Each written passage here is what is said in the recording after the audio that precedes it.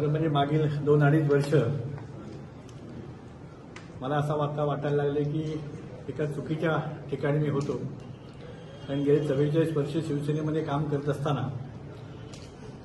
बरीच वर्ष शिंदे साहेबांबरोबर डॉक्टरांबरोबर काम करत असताना सुद्धा एक पक्षाचं काम करत असताना म्हणून थांबलो. पण आता असं लक्षात आलंय की माझा तो निर्णय चुकला होता आणि त्या चुकलेल्या निर्णयाची दुरुस्ती करण्यासाठी म्हणून मी आज या शिंदे साहेबांबरोबर डॉक्टरांबरोबर या शिवसेनेमध्ये काम करायचं आम्ही सगळ्यांनी ठरवलंय. आणि यापुढे भविष्यामध्ये ठाणे जिल्ह्यामध्ये कल्याण डोंबिवलीमध्ये शिवसेना आपली कशी वाढेल यासाठी आम्ही सर्वजण निश्चितपणे प्रयत्न करू.